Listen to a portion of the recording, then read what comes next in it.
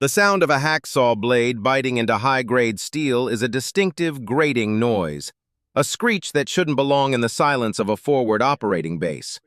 But there I was, 5 months into my tour in Vietnam, standing in the red dirt outside Nui Dat, watching it happen. The jungle heat was a physical weight, a thick, liquid humidity that felt like it could cook your organs from the inside out. We were prepping for a multi-day recon operation, a joint gig with a small Australian SASR team.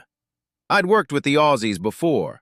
They were legendary, quiet, and usually kept to themselves, but I'd never seen anything like this.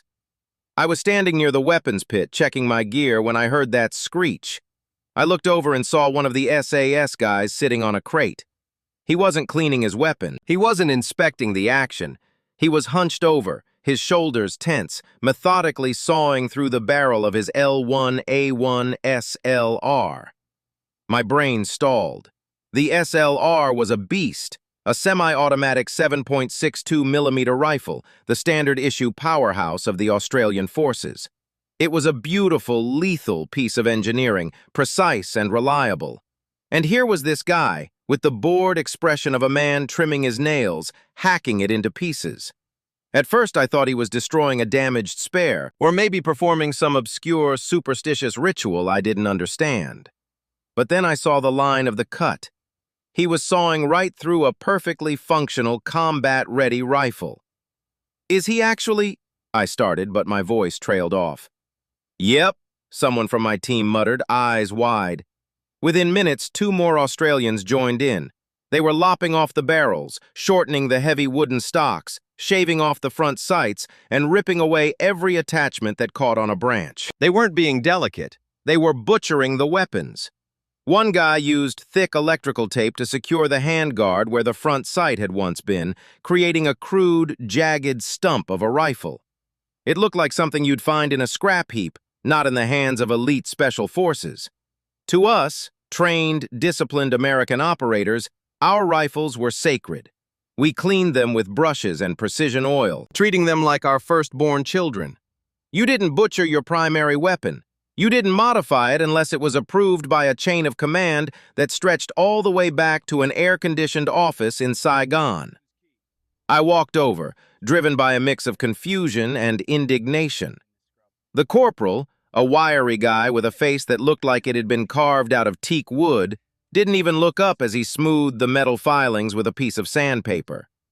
__quote_2__, I asked, trying to keep the judgment out of my voice. He didn't flinch.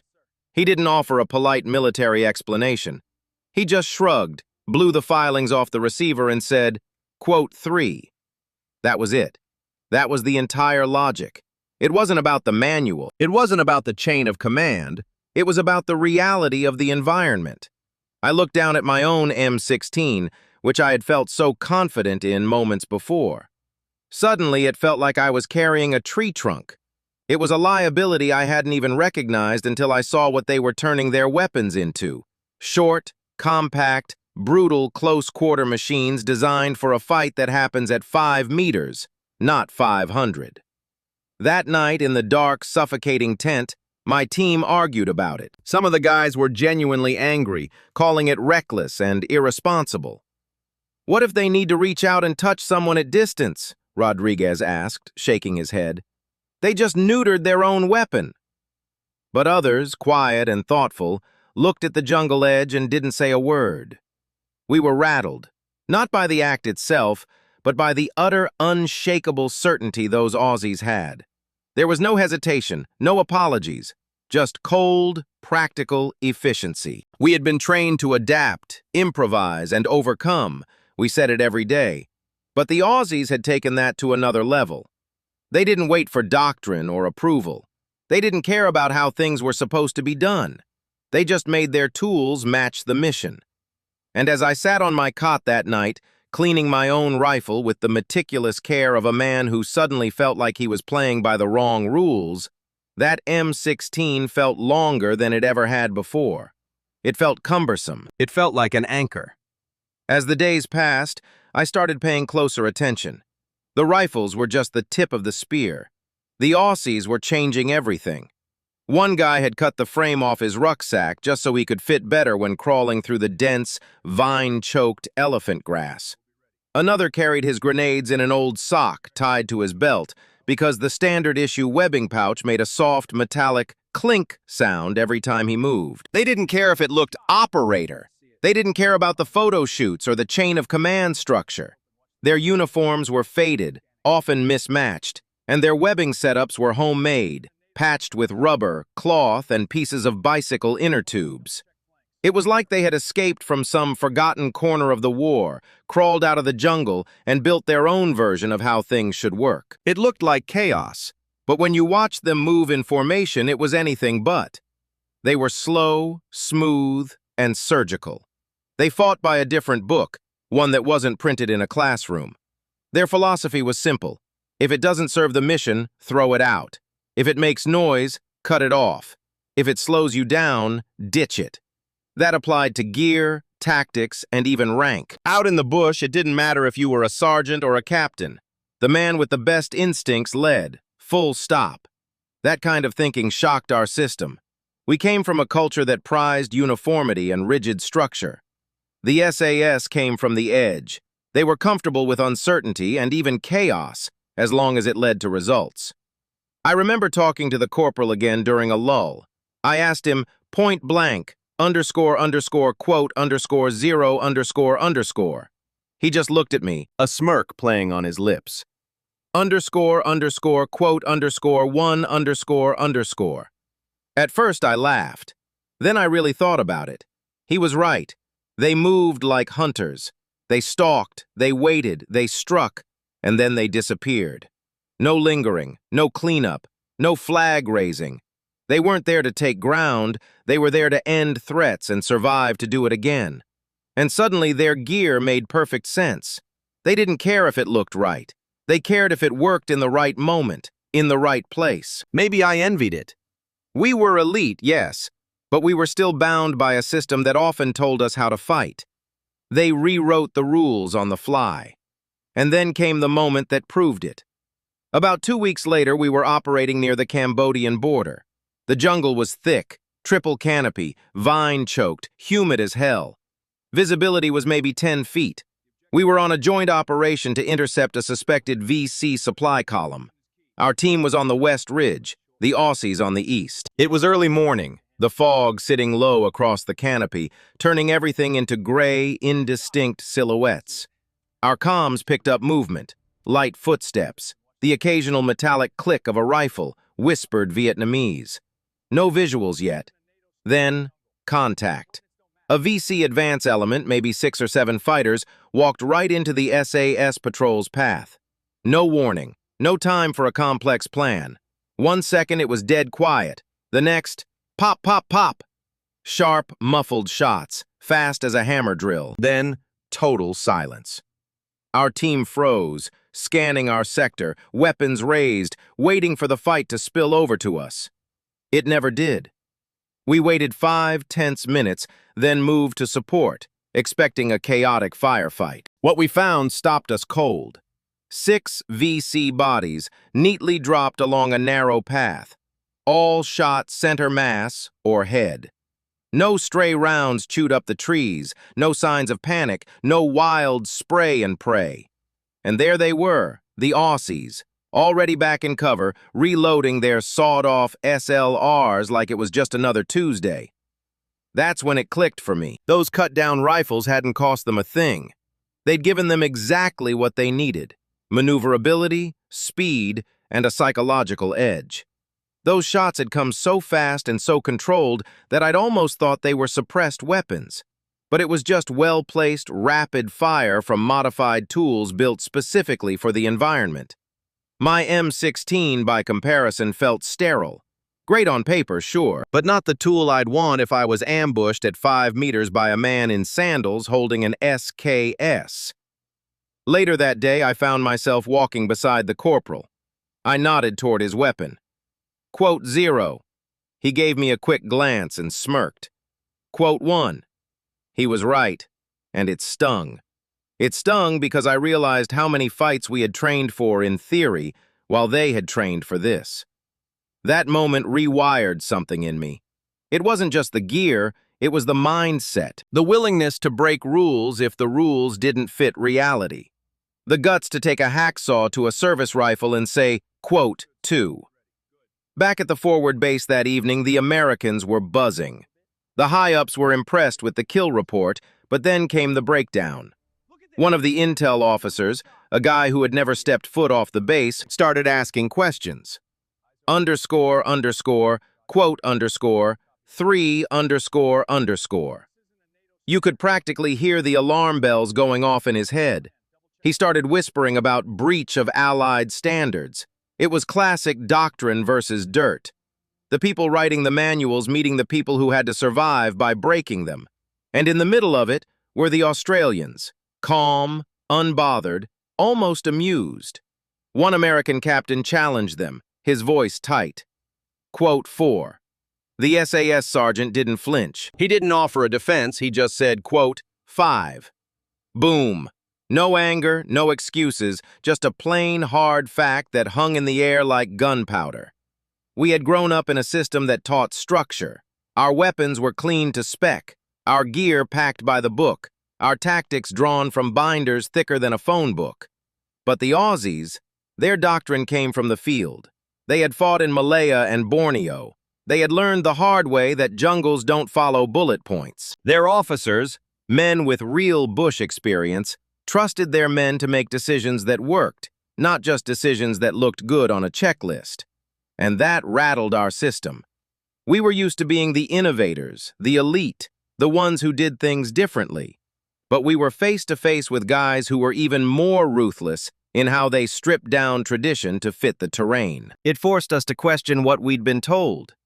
Was the rifle a sacred object or just a tool? Was the manual more important than the mission? Could you respect the chain of command and still take a hacksaw to your issued weapon because you knew deep down it would save lives? That night, as I sat cleaning my M16, I kept thinking about it. I remembered how fast the Aussies had reacted, how clean their contact had been, how much they trusted their own judgment. No fear of being reprimanded, just clarity of purpose. Some of the guys still scoffed, said it was dangerous, irresponsible. Quote 6-1 muttered. Maybe, or maybe they just knew something we didn't. Maybe experience beats doctrine every time if you've got the courage to break the rules and the skill to survive the consequences. Something changed after that firefight near the creek bed. It wasn't spoken outright, but the dynamic shifted. We stopped seeing them as rogue, too casual or informal. We started watching them differently. We started listening. We noticed how their patrol formations changed depending on the terrain, no fixed pattern. How they spent 10 minutes observing a tree line before moving 5 steps. How they listened to the jungle like it was whispering secrets.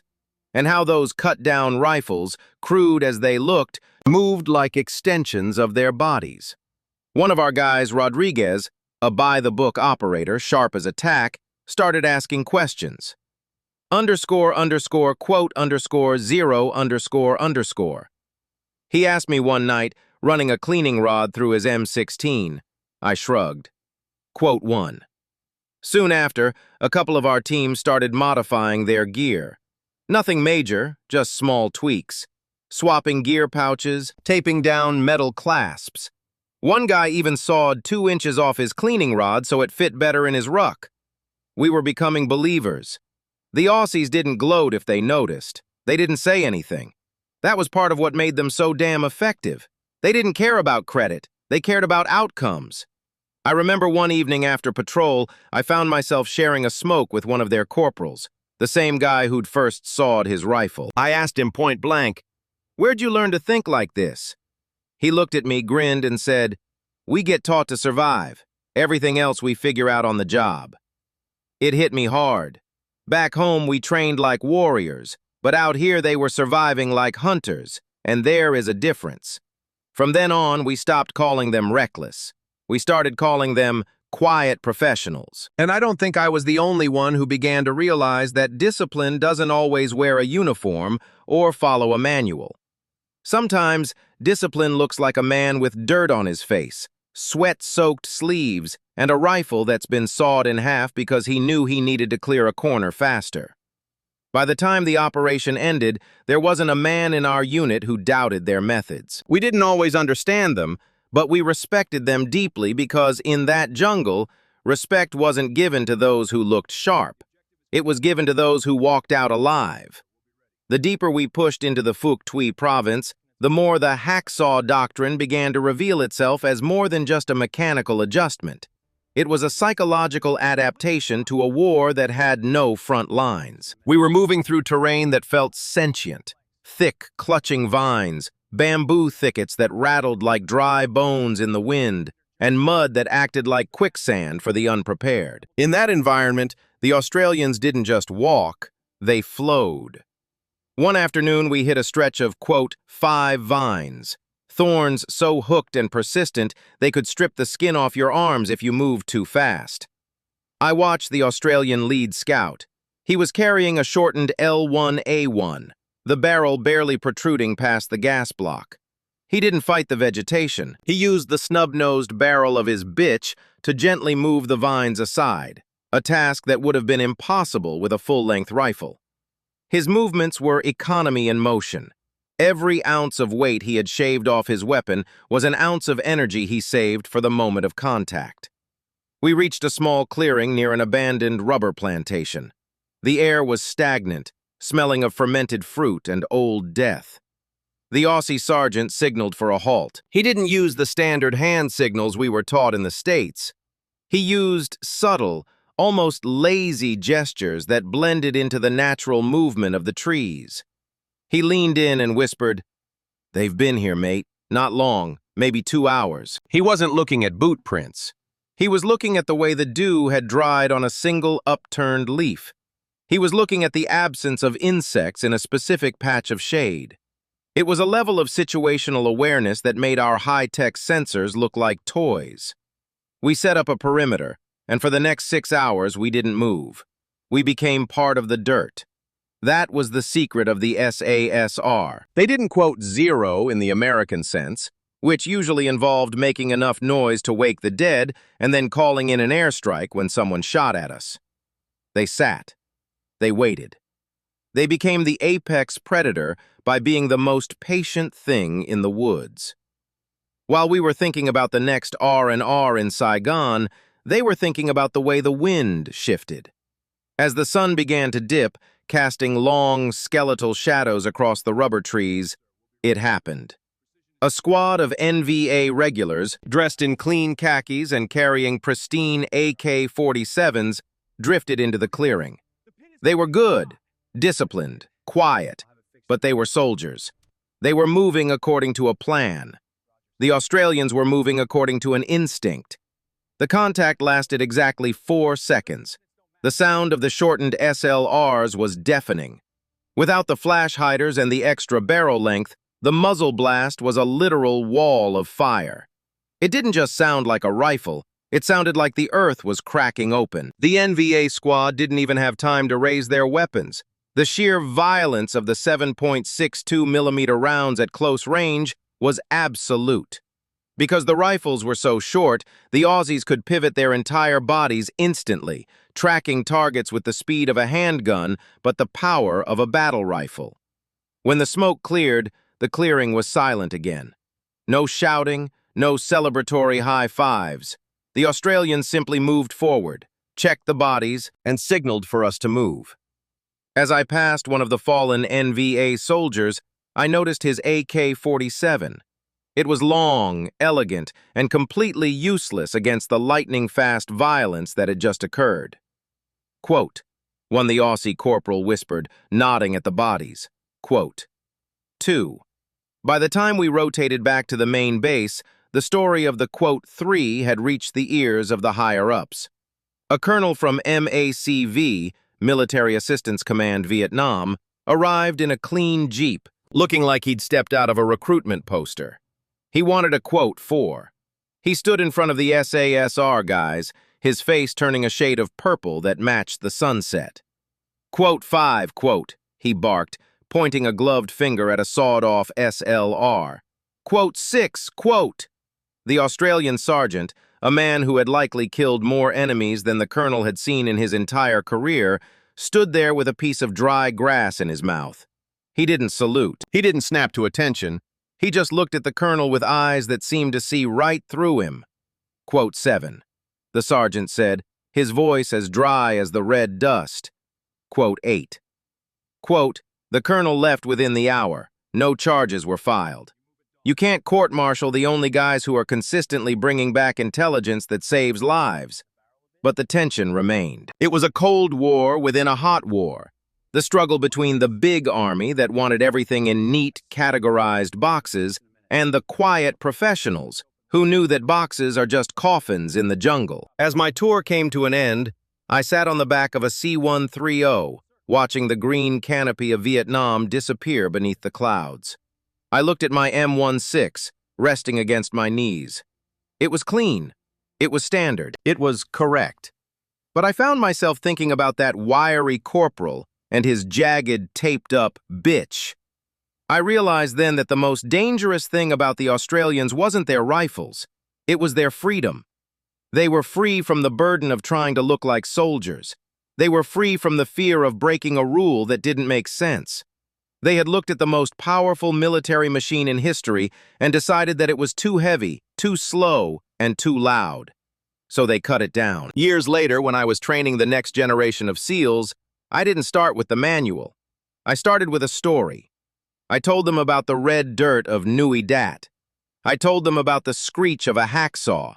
I told them that the most important piece of gear you will ever carry is the one between your ears. And if that gear tells you that the rules are going to get you killed, you better have the guts to change them. The legacy of the sawed-off SLR isn't found in a museum. It's found in every operator who chooses a custom rig over a standard one. It's found in every pilot who ignores a flight computer to save a man on the ground. It's found in the realization that war is a living, breathing thing that demands adaptation.